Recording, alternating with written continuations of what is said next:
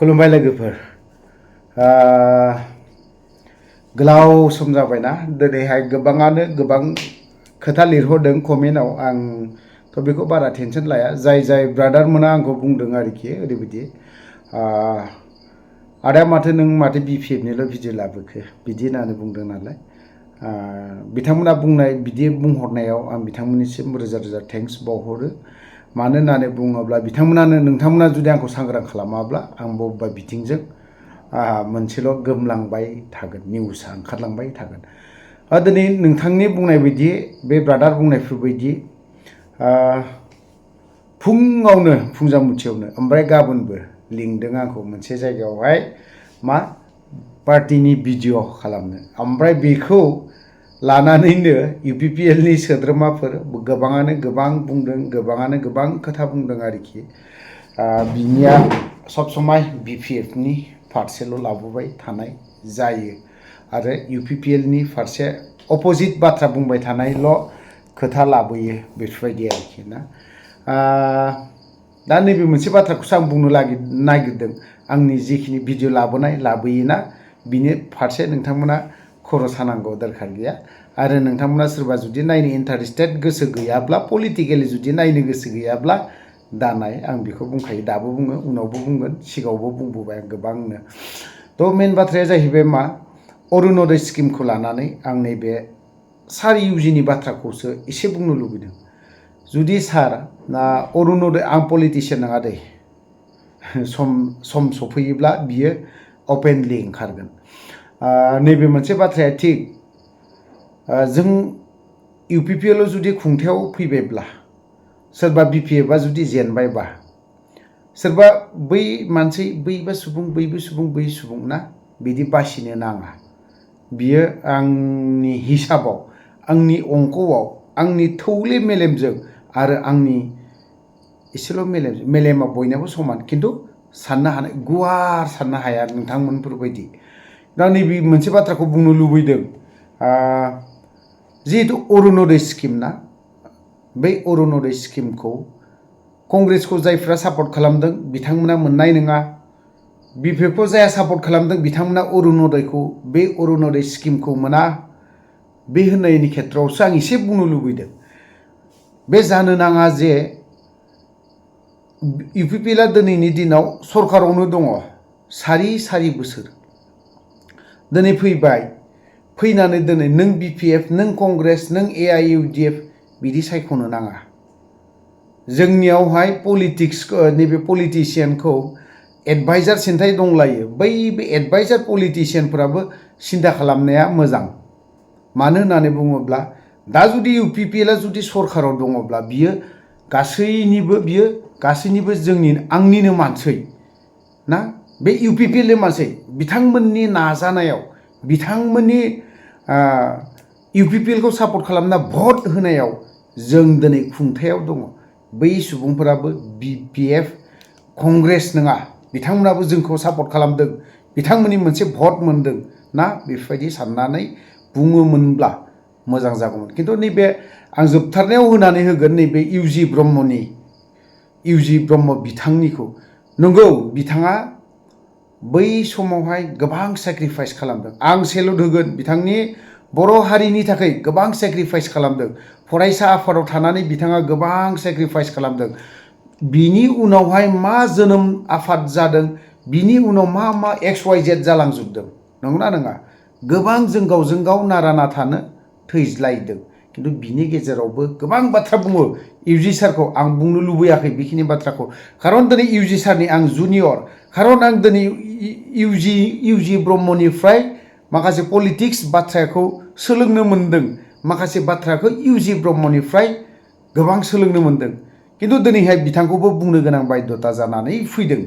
दिनै सार UGआ दिनै बिथाङा मानो बुंखो जों नैबे मोनसे बाथ्राखौ इसे साननो गोनां जानानै फैदों बा एज ए होल बर' रायजो राजाफ्रानो साननानै फैदों UPPLखौ दिनैहाय गोबाङानो सापर्ट खालामो दिनै UPPLनि केडारफोरानो UPPLनि मेम्बारफोरानो बुङो जे बेफोरबायदि UG सारा बुंनो नाङामोन दिनै BPFनो मोना दिनै कंग्रेसआ मोना ना बेफोरबायदि बाथ्रा बुंनाया जाया बिजेपि जाया UPPL बिथांमोनासो अरुणोदय स्किमखौ मोनगोन बेफोरबायदि अरुणोदय स्किमनि बारै आं उनावहाय बिजेपिनि दैदेनगिरिनियावनो मालाबा क्लियारि सोंनानै लागोन सम मोनोब्ला बिजेपिनि दैदेनगिरिनाव खिन्थु जों मोनथिनायाव सरासनस्रायै अरुणोदय स्किमा सोरनिफ्राय फैदों बा नैबे स्टेट बा सेन्ट्रेल ना बेफोरबायदिनिफ्राय फैदों सोरबा UPPLआ होआखै बिखौ आं उनाव क्लियारनो सोंनानै लागोन प्रमद बर'नाव सोङा BTCनि CM MCLA EM बेफोरनाव सोङा MLA नावबो सोङा आं बिखौ बिजेपिनि दैदेनगिरिनावनो खबर लागोन आरो सोंगोन उदिस लागोन बेखौ नोंथांमोननि गेजेराव माब्लाबा आं लाबोगोन सम मोनोब्ला जिखियानो जाया मानो UG ब्रह्म सारनि माखासे अरुणोदय स्किमनि बाथ्राखौ लानानै गोबां पलिटिक्स बाथ्रा बुंलायनो मोनदों दिनैहाय हमनानै ला दिनै बिक्रम दैमारि बिथाङाबो आंनि चेनेलावनो नोंथांमोना नुबाय जानांगौ गोबाङानो गोबां बुंलांदों नङा होमबा अरुणोदय स्किमखौ लानानै आरो सेल्फ हेल्प ग्रुपनि बाथ्राखौ लालायनानै पलिटिक्सआव ओंखारदों थार्डआव जाहैबाय मा रन्जन दैमारिखौ लानानै पलिटिक्स दिनैनि दिनाव NDBफ्रा पलिटिक्सआवसो इउज खालामजादों आं नैबे मोनसे बाथ्राखौल' बुंगोन आं नैबे बाथ्राखौ बे टपिकखौ दोनथ'नि दा फैफिनदो दाखालि सासे BPFनि दैदेनगिरि दाखालि BPFनि सासे दैदेनगिरिनि सिमायाव केम्पेइन खालामनो थांदोंमोन केम्पेइन खालामनो थांनायाव बाथौ धोरोम बा ख्रिस्टियान धोरोम बा बाथौ धोरोमनि सायावनो गोबांनो बाथ्रा बुंलायदों ओंखारलायदों बेखौबो आं जोबथारनायाव एसे होनानै होगोन बा बिनि जाखिनि क्लियारिफिकेसन होनाय ना बेखौ आं गाबोनो होनानै होगोन 12:01 गेजेराव बे जाय बाथौ धोरोमनि सोमोन्दै मा बुंदोंमोन नङा होमबा बिबार माबा माबि XYZ ना धोरोमनि खेथ्रआव आं बारा बुंनो रोंलायलाङा ख्रिस्टियान धोरोमनि खेथ्रआवबो आं बारा बुंनो रोङा आङो खारन धोरोमजों बारा रिलेटेड नङा आरो धोरोमजों आं सब समाय सिथाबनानै थाया बे आरोखि माने माब्लाबा सार रन्जन दैमारिया गोबां बाथ्रा बुङो आं बेखौ बुंनो थाङाखै माब्लाबा मोजांबो सानो आं आरो नंगौबो नामा बिदि साननाय फैयो माब्लाबा बाथौ धोरोमनि खेथ्रआवहाय दिनैहाय गोबाङानो स्टेटमेन्ट होलायदों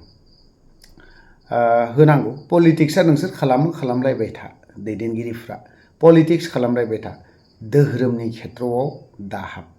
आरो जोंना नैबे सासे BPFनि दैदेनगिरि बुंनायाबो एसे गोरोन्थि जादों एसे नङा बहुद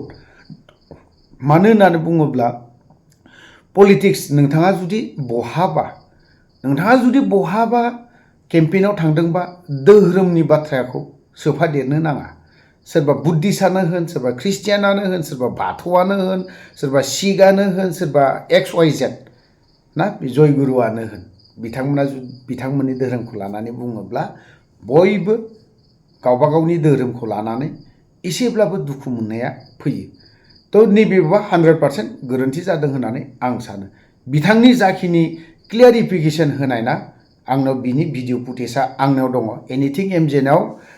दहायनो दामदों बियो खिन्थु आं दिनैसिमबो दासिमबो दामाखै आं खिन्थु गाबोन दामगोन बे भिडिअखौ क्लियारिफिकेसन होनायखौ जाय सुबुङा दिनैहाय बाथौ धोरोमनि खेथ्रआव बुंलायदों आं बेखौल' बुंगोन जे आं बारा गोथौआव हाबनोबो थाङा बाथौ धोरोमा बाथौ धोरोम हिसाबै थांबाय थाथों ख्रिस्टियाना ख्रिस्टियान हिसाबै थांबाय थाथों जाय जे गोसो सोरबाया अन्थाइखौ सिबियो सोरबा बथलखौ सिबियो सोरबा माखौ सिबियो ना आं बेखौ बुंनो थांला खिन्थु नैबे बिथिङावबा थिग बाथौखौनो होन ख्रिस्टियानखौनो होन सोरबा माखौबानो होन सोरबा बैखौनो होन पलिटिक्स खालामलायनांगौनि दरखार गैया जायफ्रा BPFआनो होन सोरबा UPPLआनो होन बिथांमोना पलिटिक्सनि बाथ्रा आं दिनै मा खामानि मावनानै डेभेलपमेन्ट खालामखो आं दिनै UPPLआव थानानै मा डेभेलपमेन्ट खालामखो आं दिनै UPPLनि EM जानानै बा MCLA जानानै आंनि समस्तिनि रायजोफोरखौ माबायदि डेभेलपमेन्ट खालामखो नंगौना नङा बेखिनि बाथ्राखौ खालामलायनांगौ बुंलायनांगौ खिन्थु दिनैनि दिनाव मा जोंहा मा धोरोमनि खेथ्रआवसो थांलायबाय थायो जेबो लाब गैया धोरोमखौ लानानै नों बाथौ धोरोमनि गेजेराव गोबां दंलायो नालाय आं खनसे बाथौ धोरोमनि मिटिं जानायाव थांनो मोनदों बावहाय गोबां धोरोमनि मानसिनि फैदों बाथौ धोरोमनिनो सोरबा बिबारनो सोरबा बुलि बाथौनो बिदि दङ नालाय बायदि रोखोमनि दङ नालाय बिथांमोना फैदोंमोन फैनायाव रायलायलायनायावहाय गोबां बाथ्रा ओंखारलायदों आं बावहाय बारा हाबासै गिनानै उसुबिदा मोननानै गिनानैथ' नङा उसुबिदा मोननानैनो आङो बावहाय हाबाखै खिन्थु बाथौ धोरोमनि सासे दैदेनगिरिनि जाखिनि भिडिअ मोननाय बिथांखौबो खोनादों सोरजोंबा दंफायो थाखागोन मानसि हिसाबै थानांगौ आरो मोजांबो बिदि थानांगौआ आं सोरखौबा मोजां मोनदों आं बेजों सिथाबदों नों सोरखौबा मोजां मोनदों सोरखौबा सिथाबदों थानांगौ आरोखि बेफोरबायदि थ' दिनैहाय गोलाव बाथ्रा बुंबाय धोरोमनि खेथ्रआव आं ससेब्लाबो बुंबाय बावहाय जुदि माबा मोनसे गोरोन्थि जादोंब्ला धोरोमनि खेथ्रआव बुंनायावहाय जुदि माबा मोनसे गोरोन्थि जादोंब्ला गासैनावबो बर' रायजो राजानाव आं क्षमा बा निमाहा बिखानाय थाबाय थ' लोगोसे दिनैहाय धोरोमनि जाय क्लियारिफिकेसन होनाय ना दा हरबो थौबाय बा माबाबाय आं गाबोनो बेखौ क्लियारै होनानै होगोन दा जोबथारनायाव नैबेखौल' होगोन जे अरुण'दय स्किमनि बिथिङावहाय जोंनिया मा जायहा UPPL खौ सापर्ट खालामगोन UPPL नो भट होगोन बिथांमोननोसो अरुण'दय स्किमखौ होनाय जागोन